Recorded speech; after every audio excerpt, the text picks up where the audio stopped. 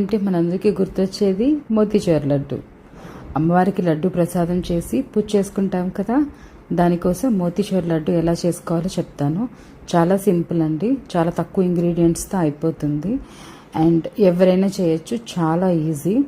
నోట్లో వేసుకుంటే కరిగిపోయేలా ఉంటుంది దీని రెసిపీ. ముందు రెసిపీ చూద్దాము.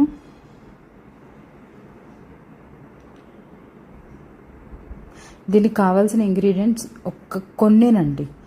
ఫస్ట్ ఒక కప్ తీసుకోండి. ఆ కప్తో మీరు శనగపిండి మెజర్ చేయండి. సేమ్ కప్తో మనం మళ్ళీ పంచదార మెజర్ చేస్తాము.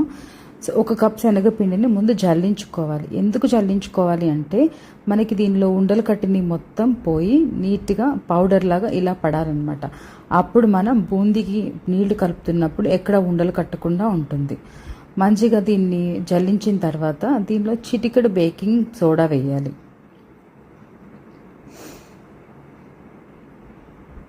చూసారు కదా, మొత్తం నేను ఏం లేకుండా సీవ్ చేసేసాను.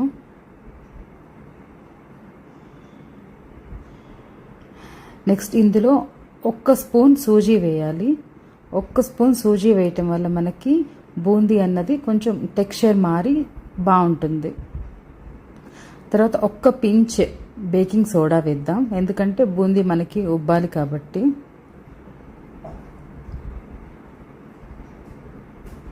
వీటన్నిటిని డ్రై ఇంగ్రీడియంట్స్ మొత్తం కలిపేసి స్లోగా కొంచెం కొంచెం వాటర్ యాడ్ చేసుకుంటూ ఇక్కడ నేను చూపించే కన్సిస్టెన్సీకి తీసుకురావాలి. మనకి ఇది మరీ థిన్గా ఉండకూడదు, మరీ థిక్గా ఉండకూడదు. దోసల పిండి కంటే కొంచెం జారుగా ఉండాలి. అప్పుడే మనకి చిల్లుల్లో నుంచి బూందీ ఈజీగా పడుతుంది. చూడండి, ఇదే కన్సిస్టెన్సీ కావాలి మనకి. దీనిలో కొంచెం చిటికెడు ఉప్పు యాడ్ చేద్దాము. ఉప్పు వేయడం వల్ల మనకి టేస్ట్ ఎన్హాన్స్ అవుతుంది. ఇలాంటి చిల్లులు గరిట ఒకటి తీసుకొని గుంట గరిటతో కొంచెం కొంచెంగా వేసుకొని బూందీలు చేసుకోవాలి. పిండి కరెక్ట్ కన్సిస్టెన్సీలో ఉంటే చూసారా మనకి బూందీ ఎలా పడుతుందో చూడండి, అక్కడ అలా పడుతుంది. కరెక్ట్ కన్సిస్టెన్సీలో ఉండడం అనేది చాలా ఇంపార్టెంట్. ఈ బూందీని మనం పూర్తిగా బ్రౌన్ కలర్లోకి వేపాల్సిన అవసరం లేదు. ఇవి మునిగి పైకి తేలి 1 నిమిషం అలా ఉంచితే సరిపోతుంది. మనం వీటిని ఏమీ కుక్ చేయము. మొత్తం పిండంతా అయిపోయిన తర్వాత ఇలా ఒక 4-5 టైమ్స్ చేయాలి. ఇలా వీటన్నిటిని ఒక్కసారిగా మనం దేనిలో కన్నా తీసేసుకొని ఆయిల్ అంతా డ్రైన్ అయిపోయే వరకు పక్క నుంచి తర్వాత టిష్యూ పేపర్ మీద వేసుకోవచ్చు. చూడండి బూందీ ఎంత బ్యూటిఫుల్గా రెడీ అవుతున్నాయో. నేను ఇక్కడ వీటిని కలర్ కూడా ఏం తెప్పించలేదు.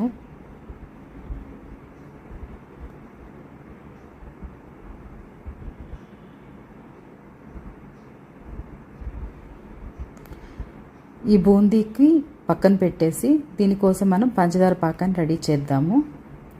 దీనికోసం అడుగు మందంగా ఉన్న కడాయి ఒకటి తీసుకుందాము. ఇందాక మనం తీసుకున్న శనగపిండి కప్పుకి 1.5 కప్పు పంచదార వేయాలి. 1 కప్పు శనగపిండికి 1.5 కప్పు పంచదార.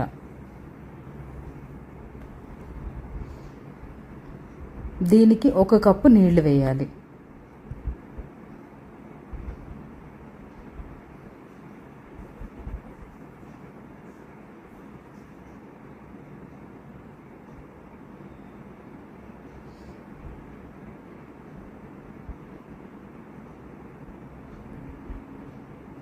దీన్ని ఒకసారి అలాగ కలబెట్టేసి కొంచెం ఇది మరుగు వచ్చే వరకు చేయాలి. మనకి ఇక్కడ చక్కెర పాకం తీగ పాకం రావాల్సిన అవసరం లేదు.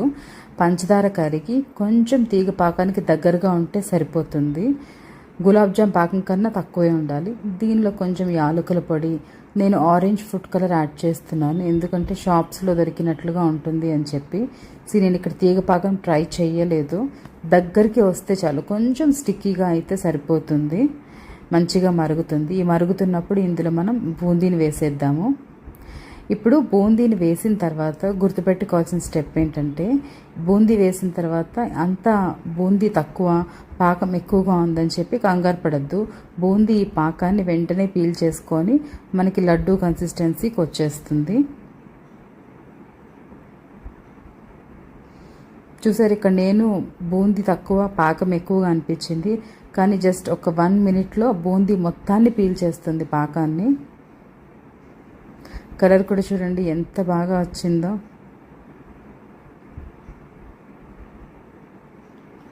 ఇదిగో ఇలా ఉడుకుతూ స్టార్ట్ అవుతుంది. చూసారు కదా, ఇప్పుడు నా బూందీ దగ్గరికి అయిపోయింది. ఇది కొంచెం చల్లారితే ఇంకా దగ్గరికి అయిపోయి మనకి లడ్డూలు చుట్టుకోవడానికి ఈజీగా వస్తుంది. ఇందులో ఇప్పుడు నేను వాటర్ మిలన్ సీడ్స్ యాడ్ చేస్తున్నాను. పుచ్చ గింజలండి. చూసారు కదా, తిగ్గా అయిపోయింది.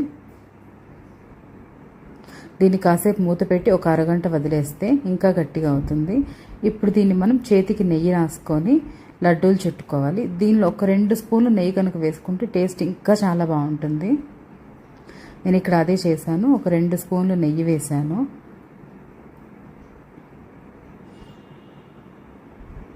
దీన్నంతా ఒక్కసారి మనం స్పూన్తో మిక్స్ చేసేసి చేతికి నూనె రాసుకొని లడ్డూలు చుట్టేసుకోవడమే. ఇది చాలా తేలికండి, చాలా ఫాస్ట్గా అయిపోతుంది. దీనికి ఏమి పెద్ద ఎక్స్పర్టైజ్ కూడా అవసరం లేదు. ఈజీ కొలతలతోటి ఈజీగా అయిపోతుంది. ఖచ్చితంగా మీరు ఇది తయారు చేసి చూడండి. మీ వాళ్ళందరి దగ్గర నుంచి కాంప్లిమెంట్స్ వింటారు. నేను గోరువెచ్చగా ఉన్నప్పుడు లడ్డూలు చుడుతున్నాను. ఈ లడ్డూలు ఎంత బాగా వచ్చాయో. టేస్ట్ అయితే చాలా బాగా వచ్చింది. వీటన్నిటిని ఒక ట్రేలోకి ఒక బాక్స్లోకి సర్దుకుంటే మనకి అట్లీస్ట్ 1 వీక్ పాటు స్టోర్ అవుతాయి.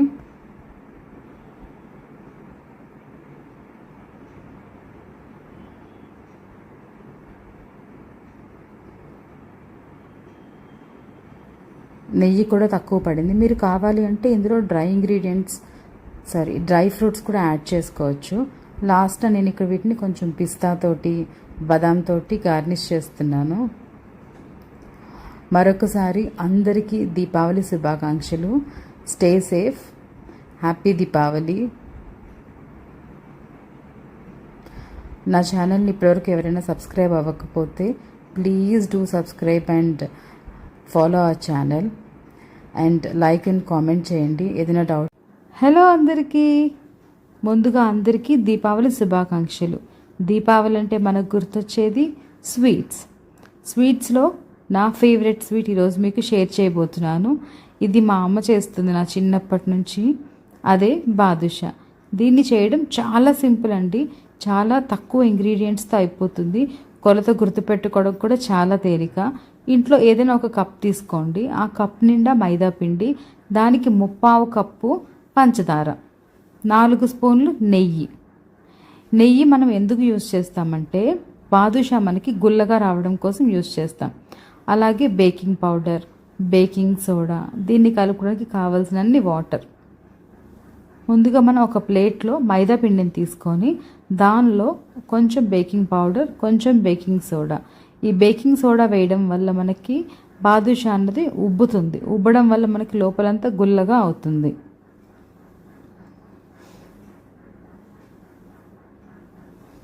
కొంచెం ఈ డ్రై ఇంగ్రీడియంట్స్ అలా ఫింగర్స్తో కలిపేసిన తర్వాత దీనిలో మనం నెయ్యి యాడ్ చేద్దాము. నెయ్యి యాడ్ చేసిన తర్వాత మనం పిండి మొత్తానికి పట్టేటట్టుగా కలపాలి.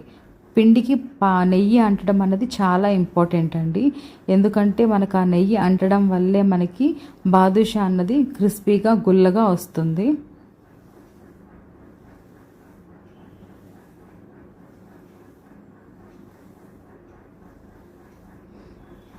చిన్న మిక్స్ చేసిన తర్వాత ఇది బాగా కలవాలి అంటే మనం 2 చేతులతో మైదా పిండిని నెయ్యిని బాగా రబ్ చేయాలి. అప్పుడు మనకి పిండి మొత్తానికి నెయ్యి అంటుతుంది. అది ఎలాగో ఇక్కడ చూపిస్తున్నాను చూడండి. ఇది ఇలాగ మనం రబ్ చేసామంటే పిండి మొత్తానికి మనకి నెయ్యి మంచిగా అంటుతుంది. ఇప్పుడు ఇందులో ఒక్కొక్క చుక్క నీళ్ళు వేసుకొని స్లోగా కలుపుకుందాము. ఎక్కువ వాటర్ అవసరం లేదు. పైగా దీన్ని మనం చపాతీ పిండిలాగా మెత్తగా కలపాల్సిన అవసరం లేదండి. ఎందుకంటే మనకి పిండి జస్ట్ దగ్గర వరకే వస్తే సరిపోతుంది. మనకి అలా ఆ లేయర్స్ అనేవి చాలా ఇంపార్టెంట్. మనకి బాదుషా పొరలుగా రావాలి అంటే మనం దీన్ని మెత్తగా ఒత్తుకోకూడదండి. చూడండి, ఇక్కడ మంచిగా కలిసిపోయింది. దీన్ని ఇంకా నెక్స్ట్ మనం పిండిని కొంచెంగా తీసి ఒకదాని మీద ఒకటి పెట్టి చేద్దాం. ఇదిగో ఇలాగా మనం చేస్తూ ఉంటే మనకి పొరలుగా వస్తుంది బాదుషా.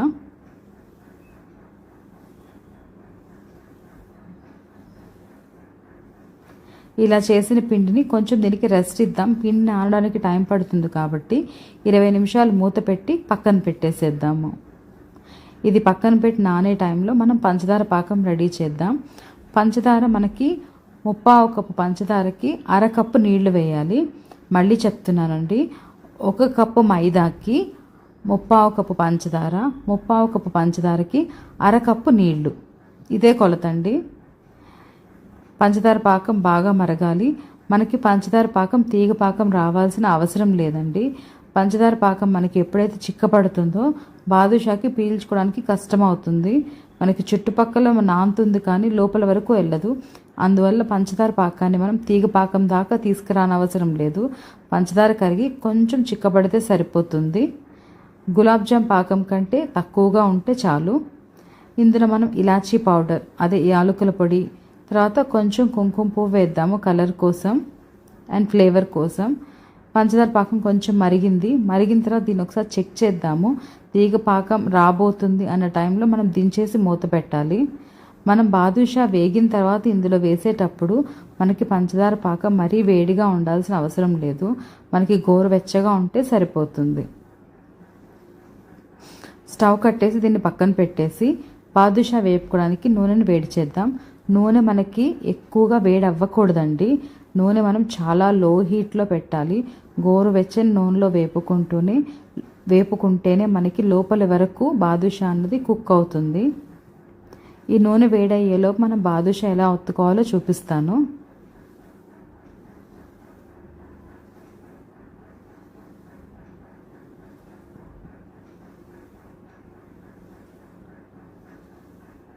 చూసారు కదా, ఇలా ఒకసారి రౌండ్ చేసేసి చిన్న పార్టికల్ తీసుకొని దీనికి చూపుడు వేలుతో కనుక హోల్ చేసేసామంటే అంతే. దీన్ని మనం ఏమి మృదువుగా రానవసరం లేదు. ఎడ్జెస్ అంతా మనకి క్రాక్ ఉండాలి. నెక్స్ట్ ఇలానే ఒత్తుకోవాలి. అన్ని వైపులా సమానంగా మందంగా ఉంటే సరిపోతుంది. అన్ని వైపులా ఈజీగా కుక్ అవుతుంది.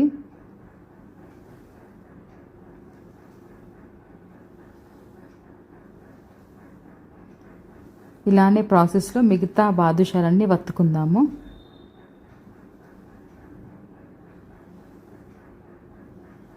ఇప్పుడు ఈ ఒత్తుకున్న బాదుషాలన్నీ మనం నూనెలో వేసి డీప్ ఫ్రై చేద్దాము. నూనె మాత్రం గోరువెచ్చగా ఉండడం ఇంపార్టెంట్. వీటిని ఒక్కొక్క దాన్ని నూనెలో వేసిన తర్వాత కాసేపు వదిలేయాలి. 40 సెకండ్ల తర్వాత ఇవి పైకి తేలుతాయి. పైకి తేలినప్పుడు మాత్రమే వీటిని మనం గరిటె పెట్టి తిప్పాలి. ఒక్కొక్కటి స్లోగా వేసేయండి. వీటిని మనం ఓవర్ క్రౌడ్ చేయొద్దు. ఒక 5-6 కలిపి వేపుకుందాము.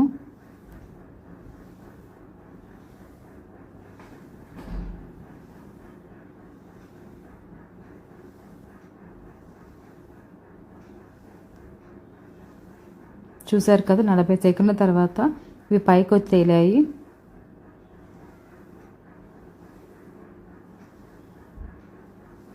ఇక్కడ పక్కన గిన్నెలో చూడండి, ముందు వాయిలో వేసినవి పాకంలో వేసాను. అది వీడియో తెలియదు. వీటిని వేస్తున్నది కూడా నేను రికార్డ్ చేయడం మర్చిపోయాను. సో పాకంలో మాత్రం బాదుషా 20 నిమిషాలు నానాలి. ఇవి మనకి చూసారు కదా మంచిగా వేగుతున్నాయి. ఇవి మనకి గోల్డెన్ బ్రౌన్ కలర్లో రానవసరం లేదు. వీటిని పాకంలో వేసి 20 నిమిషాలు నానిన తర్వాత మనం ప్లేటింగ్ చేసుకోవాలి.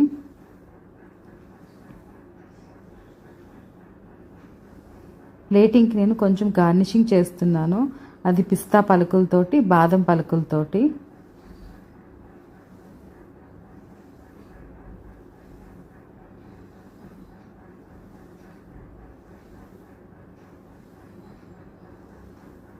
ఇలా వేడి వేడి బాదుషా మనం ఫ్రెండ్స్కి, ఫ్యామిలీకి, దీపావళికి ప్యాక్ చేసి గిఫ్ట్స్ లాగా కూడా ఇవ్వచ్చు.